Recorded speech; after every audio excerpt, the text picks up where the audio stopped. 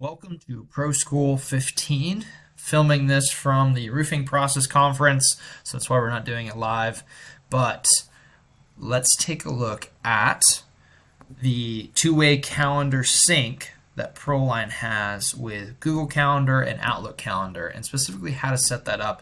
I'm going to film a different video that's going to be more of a demo of this functionality, but this video is how to get that set up. So when you're first getting into ProLine, you're connecting your email address to ProLine for sending email automations. You're also going to connect it for the calendar integration. But if you're already a user in ProLine, you may have to disconnect and reconnect your email in order to gain the calendar sync functionality. So if you go from inside ProLine, go up to the menu, and then you're going to go to integrations. And then here, if you click disconnect, the way you can tell whether or not ProLine does have access to your calendars is whether or not when you go to connected calendar, you see your calendars here. Most people are going to have a primary calendar and then holidays and birthdays, but depending on what calendars you might have set up over the years with either Outlook or Google, you might have more calendar names here to select from. And so if you don't see any options here, then you probably need to disconnect and then reconnect your email, and then just make sure to select when you're reconnecting your email to give ProLine access to your calendar.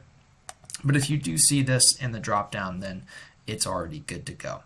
And so that the primary setup that has to get done with the calendar sync is just selecting the calendar that you want to use to sync with. It's important to note that if you don't want calendar to sync with your calendar, that's associated with your connected email, then you just need to clear out this field, and then it will say do not sync calendar. So that's an important step if you don't want ProLine to sync with your calendar, but by default it is, and you just need to make sure to select the correct calendar. If you select the wrong calendar, you're just not going to know where those events, you might not be able to see those events, and or ProLine's not going to get your availability. So once that's connected, then there's two main things that are going to happen because of this integration. One, when you're in ProLine and you schedule new events on your calendar in ProLine, you're going to those events are going to pop up on your Google Calendar and automatically invite the contact from this project to that event on your Google Calendar or Outlook Calendar. So they get that nice clean invite from your nice calendar. And then on the other side, ProLine is going to check your availability on your Outlook or Google Calendar when you're booking in ProLine. So your availability here, as long as you do have available slots only selected, which it will be selected by default, your availability here will be limited by what you have in your Google Calendar or Outlook Calendar, whatever you have connected. So that's the breakdown of that feature, and that's pretty much it. There's not really any other setup that goes into it.